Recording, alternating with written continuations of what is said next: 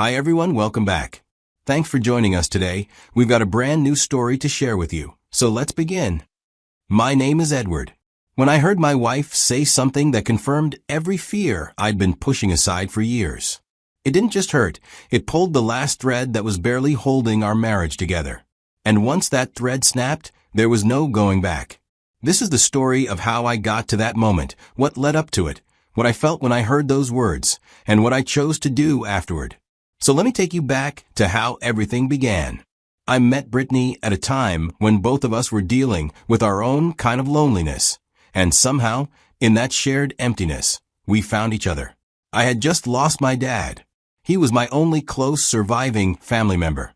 My mom died when I was 7, and from that point on, my dad became my whole world. He raised me alone, did his best, and was always there. He worked long hours, but still made time to help with homework, show up for school events, and just be there in the small, quiet ways that mattered. When I finally got older, finished school, and landed a good job, I looked forward to the day I could finally start giving back, maybe take him on a vacation, or just be the one looking after him for once. But that never got to happen. Just when it seemed like life was settling, he got diagnosed with cancer again. He had beaten it once years ago, but this time it came back stronger, more aggressive. And before I could process what was happening, he was gone. I was drowning in grief, and honestly, I had no one to talk to. Most of my friends were caught up in their own lives, and I had no siblings or extended family I was close to. That's when Brittany entered the picture. She had just moved to the city, didn't really know anyone, and was trying to figure out her life. I met her because she lived just a few houses down from my dad. During the final stretch of my dad's illness, there were days I couldn't be there physically due to work. So I asked Brittany, who I had only met a few times by then, if she could check in on him once in a while. She agreed without hesitation. She was kind and gentle, the kind of person who never made a fuss, but somehow managed to get things done. She'd drop off groceries, make sure he took his medication, and sometimes just sit with him for company. My dad really liked her. And over time, I started talking to her more, not just about my dad, but about life. She never tried to offer solutions. She just listened. And in that quiet space, something started to grow between us. After I buried my father, the silence hit harder than ever. The house felt cold, and Brittany was the only person who felt familiar. She had been part of that difficult chapter, and in a way, she understood parts of my grief without me needing to explain it. We started spending more time together. It wasn't thrilling or romantic in the classic sense, but it was steady. It felt like something I could hold on to. Looking back now, I realize I confused comfort for connection. There was no real spark, not the kind I had in my previous relationship, but at the time, I thought that spark was probably overrated. Maybe being with someone who was consistent and kind was better than chasing butterflies that never lasted. That's what I told myself. So when we eventually started dating, it wasn't some passionate whirlwind. It was quiet, simple. We both had our wounds, and we leaned on each other because no one else was there. And that's probably where the problem began. Because sometimes, what starts as mutual survival isn't enough to build a future on. But I didn't know that back then. I genuinely believed we were together forever. That belief would be tested later. But at the time, I thought we were doing okay. And after what I had just been through, okay felt like enough. Or at least, I thought it did. So after 2 years of dating and living together, one evening, we were just spending time together like we usually did in the living room. She turned to me and said, maybe we should just get married. I remember feeling stunned, not necessarily in a bad way, but I was caught off guard. It wasn't something I had been thinking about at that moment. But I sat there thinking, why not? I mean, here was someone who had stayed when my world had fallen apart. She didn't run when life got dark. She was there through the quiet, depressing days after my dad's funeral. She helped me manage the grief, even she didn't really talk much about it. And when you're broken, loyalty starts to look a lot like love. I convinced myself that this was probably what mature relationships looked like. And love wasn't meant to feel like fireworks, but more like a steady flame. So I agreed. We didn't throw a huge wedding. Neither of us had a big family, and honestly, I didn't have the energy for anything grand. We had a small ceremony with a few people. But here's what I didn't say out loud at the time. Deep down, I already knew there were cracks in the foundation. From the very start, Brittany had this emotional wall around her. She was never the type to talk about how she felt deeply. When I tried to be vulnerable with her about my feelings, she would just look at me and say nothing. In the beginning, I told myself that not everyone expresses themselves the same way. She might have gone through something that made her guarded. I gave her every benefit of the doubt. I told myself love wasn't about constant validation or needing to hear, "I love you" all the time. But looking back, I don't think I ever heard her say it unless I said it first. It was never spontaneous. Never from her own lips, without prompting. So when she asked to get married, I thought this was it. Maybe this was her way of showing love. She didn't say it, but she was ready to commit, and that meant something. I believed she was finally letting me in. I was wrong. And I wouldn't fully realize how wrong I was until much later. Months after we got married, I kept waiting for things to get better, for that emotional connection to deepen, or even just settle into something more comfortable. But the truth is, nothing changed. In fact, it slowly got worse. Looking back, I don't think there was ever a honeymoon phase. There was no sense of closeness or renewed joy after we tied the knot. Instead, what followed was a slow, quiet erosion of any hope I had that our marriage could grow into something fulfilling. It started small. Brittany would get distant for days at a time. She'd be quiet, cold, sometimes even irritable, but with no real explanation. I'd come home, ask her how her day was, and she'd just shrug or give me a flat fine. It was like living with someone who had built an invisible wall around themselves, and no matter how gently or patiently I tried, I couldn't find a way to break through. What was worse was that when I'd ask her what was wrong, she always had a quick, shallow excuse. "It's just hormones," or "I'm probably about to start my period," or "I just need sleep." Those were the kind of answers I'd get. Nothing that opened the door to a real conversation. Nothing that invited me in as her partner. It felt like every time I asked, I was being told politely to stop asking. And I listened. I stopped pushing. I tried not to take it personally, even though it felt deeply personal. The truth is, I wasn't happy. But I stayed quiet. Because this was the woman who had stood by me when I buried my father. She was there when I was at my lowest, and in my mind, that loyalty deserved patience in return. So, I kept trying to be the calm one. I gave her space when she asked for it. I thought if I kept showing up with love and kindness, things would shift. Then one day, out of nowhere, she told me she was going to start seeing a therapist. I remember how hopeful I felt in that moment. I thought this was it. Maybe she was finally ready to deal with whatever was going on beneath the surface. Maybe we'd finally be able to talk openly, work through the distance, and start building something real between us.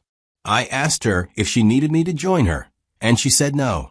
Even when she started, that turned out to be another closed door. No details about conversations about what she was learning, or how she was feeling, or what the root of her issues might be. I would gently ask, "How was your session today?" And she'd just say fine, or it was okay, then change the subject. I didn't want to invade her privacy, but I was her husband. And yet, I felt like a stranger. Still, I stayed. I believed she'd open up when she was ready. One Thursday, I left work a bit early because my last meeting got canceled. I figured I'd just go home.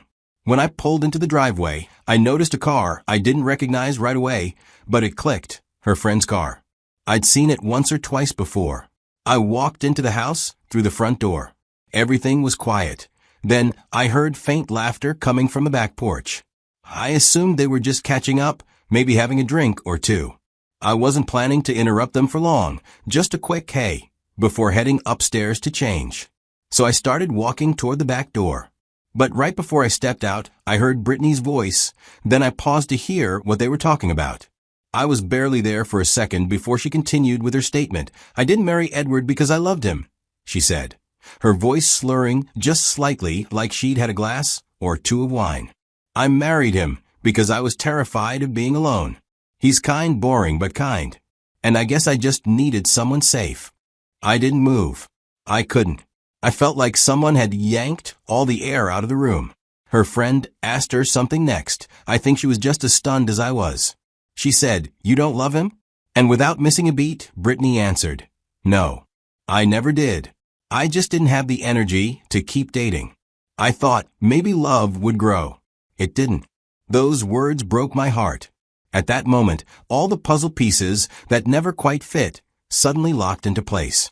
Her coldness, her constant mood swings, and her lack of affection now made sense. Even that one time she casually joked, "I don't believe in soulmates," which I had laughed off back then. She really meant it. She never loved me. Not even in the beginning. I was just the safest bet she could make when she got tired of looking for someone she actually wanted. I didn't go outside anymore. I just turned around, quietly, and walked back like a ghost.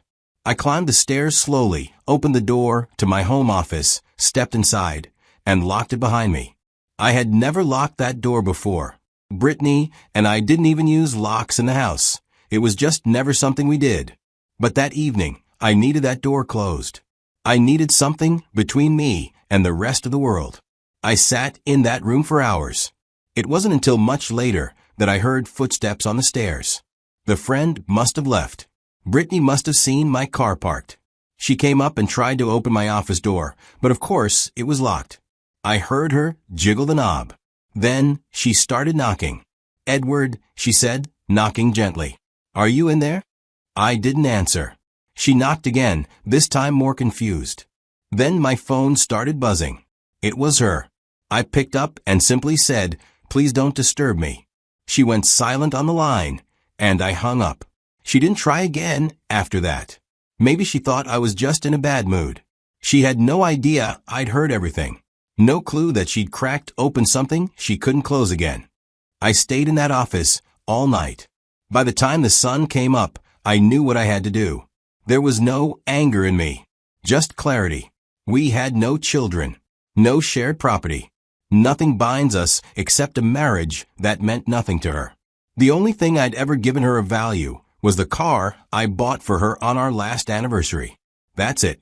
So I waited until she left for work. The moment I heard the front door close behind her and the engine of her car fade into the distance, I stood up, walked to the bedroom to pack my things, then locked the front door behind me and walked away. I had nowhere to go in the traditional sense, so I checked into a hotel, sitting on the edge of a stiff mattress. I opened my laptop and sent an email to my boss, telling him I won't be coming today because of an emergency. He responded hours later, telling me to take the day. I contacted a divorce lawyer to end things. There was no turning back. Eventually, later that day, Brittany came home to discover I was gone. The first few calls came back to back, but I didn't pick up. I let the calls ring out, but she kept calling. Eventually, I answered. She asked me where I had gone. Why were my things missing? I just told her the truth. I won't be your emotional placeholder. She acted confused, like she didn't understand what I was saying. I told her clear and simple. I've been in a loveless marriage for almost 4 years, and I do not wish to spend a day more. She was silent, probably trying to think of something to say. But I didn't wait. I ended the call. I didn't pick up or answer any of her calls or messages after this. I didn't even have to go through the stress of freezing our joint account, because I'd already stopped using it long before everything fell apart. My salary didn't go into that account anymore. It hadn't for quite a while. When the divorce papers finally landed in her hands, a few days later, served by my lawyer, that was when she finally got the full picture.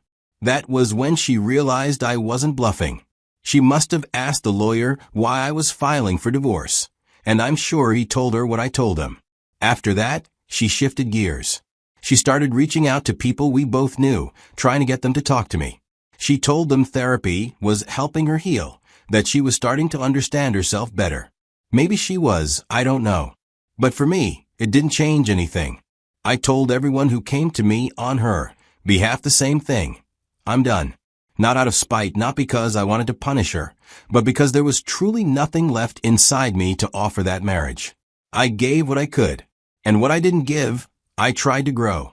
But after a while, you have to accept when it's over, even if it doesn't come with closure tied up in a neat bow. One of the last steps I took was filing a request with the court to take my name off the lease for the house we once shared. I had co-signed it back then. But now, I didn't want to be tied to any piece of that life. Eventually, everything got finalized, divorce papers signed, lease adjusted, all legal matters settled. The chapter was officially closed.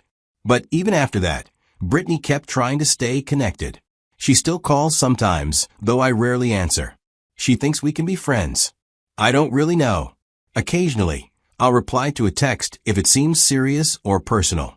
Not because I want anything from her, but just out of some leftover sense of respect for what we used to be, or just to avoid unnecessary drama. But as for the relationship, the marriage, the future we were supposed to have, that's gone. Completely. And I've made peace with that.